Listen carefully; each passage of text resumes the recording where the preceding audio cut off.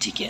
अब हम पढ़ते हैं सर्वाइकल लिम्फेडिनोपैथी की कॉजेज। सर्वाइकल लिम्फेडिनोपैथी की हम कॉजेज पढ़ेंगे, ठीक है ना। याद रखो, most common swelling in the body अब जो पेशेंट्स की हो सकती है वो है neck swellings. Neck swellings are the most common swellings of the body, ठीक है ना। ठीक है ना। नेक स्वेलिंग्स में भी जो लिम्फेडिनोपैथी है, ठीक है ना, ये ओवरऑल मोस्ट कॉमन है। फिर हमारे पास कार्सिनोमा आ जाता है नेक का। नेक के कार्सिनोमा में प्राइमरी एक कार्सिनोमा इन द नेक, ये इतना ज़्यादा नहीं है जितना सेकेंडरी मोस्ट कॉमन जो एमोंग कार्सिनोमा होती है ना, वो सेकेंडरी है। मैं दोबारा बताता हूँ, neck swellings are most common swellings of the body. लेकिन नेक स्वेलिंग्स दो तरह की हो सकती हैं। लिम्फेडिनोपैथी की वजह से लिम्फ नोड्स स्वेल हो सकते हैं, और कार्सिनोमा की मेट्स आ सकते हैं, और प्राइमरी कार्सिनोमा हो सकता है। कार्सिनोमा फिर प्राइमरी या फिर सेकेंडरी आ सकता है। तो प्राइमरी इतना ज़्यादा कॉमन नहीं है, तो कार्सिनोमा में सेकेंडरी यानी कि मेट्स कॉमन है। मेट्स कॉमन है, और उससे भी ज़्यादा कॉमन क्या है, लिम्फेडिनोपैथी ओवरऑल है, ठीक है ना। तो ये नेक स्वेलिंग्स के बारे में छोटी सी बात, ठीक है ना। अब कॉजेज़ की बात की जाए, सर्वाइकल लिम्फेडिनोपैथी की कॉजेज़ की बात की जाए तो इसमें फिर इन्फेक्शंस आ जाते हैं, ठीक है ना।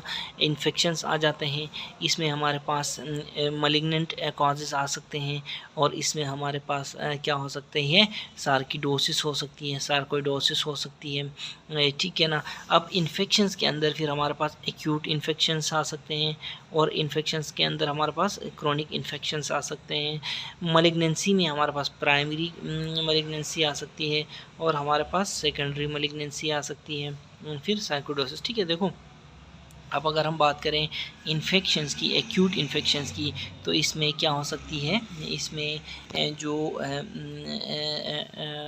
क्या क्या आ सकता है, वायरल एक्यूट इन्फेक्शंस, ठीक है, जिसमें इन्फेक्शियस मोनोन्यूक्लियोसिस, ठीक है, और HIV, और फिर बैक्टीरियल एक्यूट इन्फेक्शंस जिसमें स्ट्रेप्टोकोकस और स्टेफिलोकोकस हैं।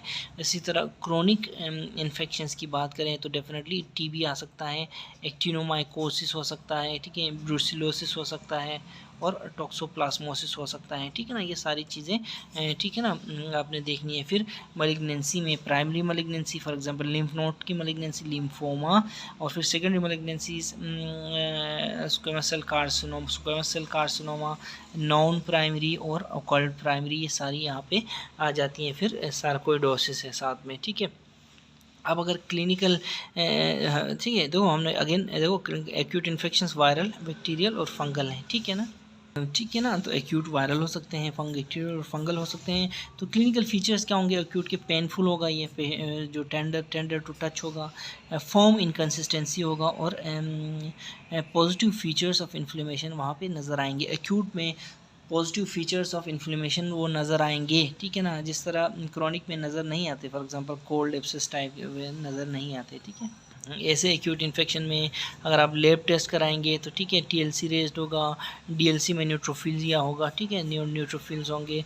ट्रीटमेंट वही एंटीबायोटिक्स, एनाल्जेसिक्स और एंटीपायरेटिक्स हम देंगे, ठीक है ना। जो ट्यूबरकुलस लिम्फेडिनाइटिस है, ये क्या चीज़ है, ये देखो, ट्यूबरकुलस लिम्फेडिनाइटिस एक क्रोनिक लिम्फेडिनाइटिस है, ठीक है, ये हम देखते हैं, ठीक है। तो देखो हमने क्या किया, हमने सबसे पहले इसको क्लासिफाई किया, हमने कॉजेज़ को हमने क्लासिफाई किया। क्लासिफाई करके एक्यूट का थोड़ा सा हमने यहाँ पे पढ़ा, इस वाइमी में एक्यूट इन्फेक्शन के बारे में पढ़ा, वायरल, बैक्टीरियल, फंगल हो सकता है, क्लिनिकल फीचर्स ये हो सकते हैं, ट्रीटमेंट ये हो सकती है। फिर क्रोनिक में हम ट्यूबरकुलस लिम्फेडिनाइटिस पढ़ेंगे, बाकी ये सारी चीज़ें नहीं पढ़ेंगे। और ये क्योंकि ट्यूबरकुलस लिम्फेडिनाइटिस कॉमन है इसीलिए हम ये पढ़ेंगे, और फिर लिम्फोमा पढ़ेंगे, ठीक है, ठीक है ना। तो एक्टिनोमाइकोसिस, ब्रूसिलोसिस, टॉक्सोप्लाज्मोसिस ये हमने कहीं ना कहीं पढ़े हुए हैं, इसलिए ट्यूबरकुलस जो वो है वो एज अ क्रोनिक की रिप्रेजेंटेटिव हम यहाँ पढ़ेंगे। फिर जो मलिग्नेंट में स्क्वेमस सेल कार्सिनोमा हमने पहले पढ़े हुए हैं, ठीक है। इसी तरह इसमें फिर प्राइमरी के लिए फिर हम ये एज अ रिप्रेजेंटेटिव लिम्फोमा पढ़ेंगे, ठीक है। सार्कोइडोसिस भी हमने पढ़ा हुआ है तो हम यहाँ नहीं पढ़ेंगे। तो ये एक इम्पॉर्टेंट टेबल है, ये बहुत इंपॉर्टेंट टेबल है। हमने एक्यूट पढ़ा, ठीक है, क्रोनिक में हम TB पढ़ेंगे, मलिग्नेंट प्राइमरी में हम लिम्फोमा को टच करेंगे, सार्कोइडोसिस वगैरह हम नहीं पढ़ेंगे, ठीक है।